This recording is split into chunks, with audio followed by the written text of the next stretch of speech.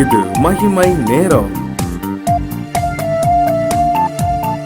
ஆண்டவராகிய இயேசு கிறிஸ்துவின் நாமத்தினாலே உங்கள் யாவருக்கும் என்னுடைய காலை வணக்கத்தை தெரிவித்துக் கொள்கிறேன். இந்த நாளின் காலையிலே நாம் தியானிக்கும்படியாக தெரிந்து கொண்ட வேத வசனம் 2 கொரிந்தியர் 10ஆம் அதிகாரம் 17ஆம் வசனம். மேன்மை பாராட்டுகிறவன் கர்த்தரை குறித்தே மேன்மை பாராட்ட கடவன். மேன்மை பாராட்டுகிறவன் கர்த்தரை குறித்தே மேன்மை பாராட்ட கடவன். இந்த உலகத்துல நாம் அநேக காரியங்களை குறித்து மேன்மை பாராட்டுகிறோம். சிலர் தங்களுடைய பணத்தை குறித்து, பதவியை குறித்து, அந்தஸ்தை குறித்து, ஞானத்தை குறித்து, குடும்பத்தை குறித்து மேன்மை பாராட்டுகிறவர்கள் அநேகர் உண்டு. ஆனால் நாம் எதை குறித்து மேன்மை பாராட்ட வேண்டும்? கர்த்தரை குறித்தே நாம் மேன்மை பாராட்ட வேண்டும்.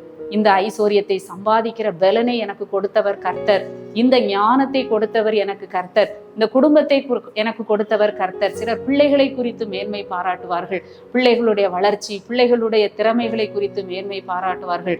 கர்த்தர் எனக்கு கொடுத்த பிள்ளைகள், என் பிள்ளைகளுக்கு கர்த்தர் கொடுத்த கிருபை என்று சொல்லி நாம் எதை செய்தாலும் கர்த்தரை குறித்தே நாம் மேன்மை பாராட்ட வேண்டும். மேன்மை பாராட்டுகிறவன் கர்த்தரை குறித்து, கர்த்தர் கொடுத்தது, கர்த்தருடைய ஆசீர்வாதம், இது கர்த்தர் எனக்கு கொடுத்த, தகுதியில்லாத எனக்கு கர்த்தர் கொடுத்த கிருபை என்று சொல்லி ஒவ்வொரு காரியத்திலும் நாம் கர்த்தரை குறித்தே மேன்மை பாராட்டுகிற பொழுது கர்த்தருடைய நாமம் மகிமைப்படுகிறது. கர்த்தர் இன்னும் நம்மை உயர்த்தி ஆசீர்வதிக்கிற தேவனாக இருக்கிறார். கூட அந்த நெப்போலியன் போனபார்ட் என்கிற போர் வீரனை குறித்து வாசித்த போது அந்த 26வது வயதிலே தன்னுடைய இராணுவ வீரன் என்கிற வாழ்க்கையை தொடங்க ஆரம்பித்தார். அந்த நெப்போலியனை பற்றி நாம் அறியாதவர்கள் யாரும் இருக்க முடியாது. சரித்திரத்திலே அநேக சின்ன வயதிலேயே 26வது வயதிலேயே தன்னுடைய இராணுவ பயிற்சியை தளபதியாக அவர் மாறினார். தன்னுடைய அந்த பிரான்ஸ் நாட்டில் அவர் பெரிய ஒரு அதிபதியாக, பிரான்ஸ் நாட்டுக்கு அதிபதியாக அவர் பதவி ஏற்கிற பொழுது அவருக்கு அந்த தேசிய மதமாக இருந்த அந்த கத்தோலிக்க மத தலைவர், அந்த போப் ஆண்டவர் என்ன செய்வாராம், அந்த பதவி ஏற்கிற அந்த மன்னனுக்கு அவருடைய கையால கிரீடத்தை சூட்டுவாராம். ஆனால் அந்த நெப்போலியன் பதவி ஏற்கிற அந்த விழாவிலே பயங்கரமான திரள் கூட்டம், பயங்கரமான அந்த ஆடம்பரமான நிகழ்ச்சியிலே அவர் அந்த முடி சூட்டுவதற்காக நிற்கிற பொழுது தனக்கு முன்பாக அந்த போப் ஆண்டவர் கிரீடத்தை கையில் வைத்து கொண்டு நிற்கிறதை பார்க்கிறான்.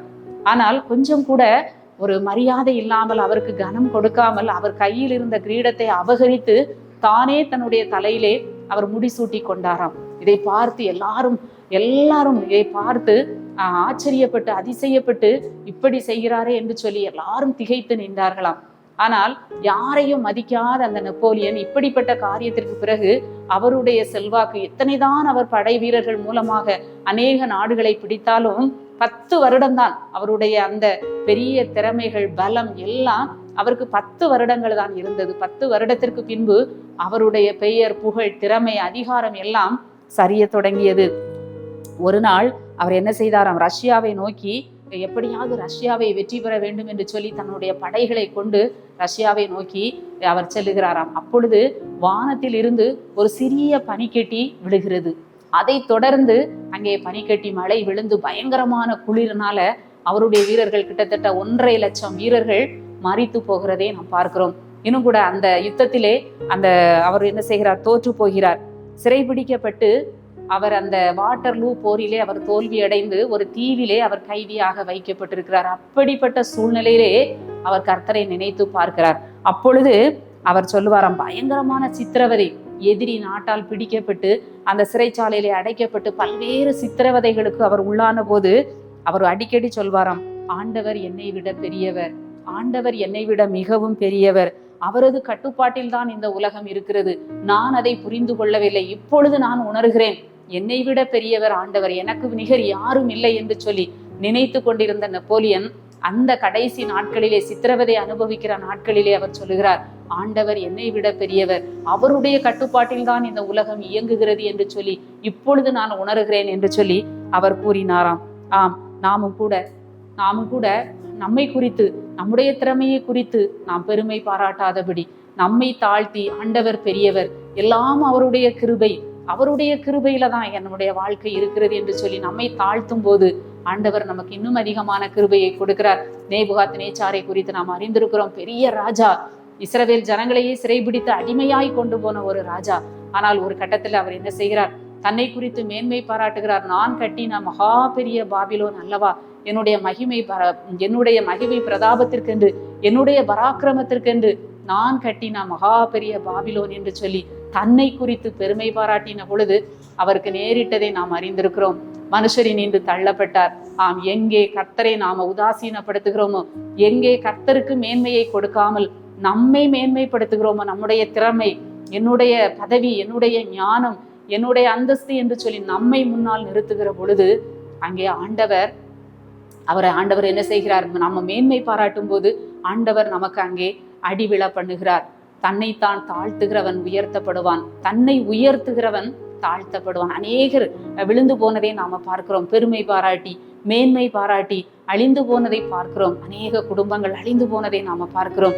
மேன்மை பாராட்டுகிறவன் கர்த்தரை குறித்தே மேன்மை பாராட்ட வேண்டும். தேவன் எனக்கு கொடுத்த பிள்ளைகள், தேவன் எனக்கு கொடுத்த ஆசீர்வாதம் என்று சொல்லி அவரை குறித்து மேன்மை பாராட்டும் போது இன்னும் தேவன் நம்மை உயர்த்தி ஆசீர்வதிக்கிற தேவனாக இருக்கிறார். எங்களை நேசிக்கிற நல்ல ஆண்டவரை, இந்த காலை வேளைக்காக உம்மை துதிக்கிறோம், உம்மை ஸ்தோத்தரிக்கிறோம். இந்த நாளிலும் ஆண்டவர் எங்களுக்கு கொடுத்த ஆண்டவரே வார்த்தைகளுக்காக உமக்கு நன்றி செலுத்துகிறோம்.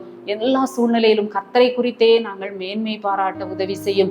எங்களால் ஒன்றும் இல்லை கர்த்தாவே. கர்த்தருடைய கிருபை, நீர் எங்களுக்கு கொடுத்த ஆசீர்வாதம், நீர் எங்களுக்கு கொடுத்த பிள்ளைகள், ஐஸ்வர்யம் என்று சொல்லி கர்த்தரை குறித்தே நாங்கள் மேன்மை பாராட்ட கிருபை தாரும்.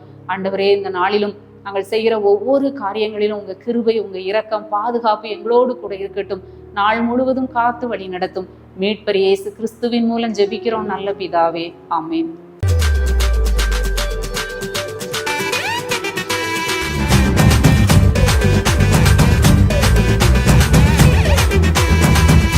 மகிமை மகிமை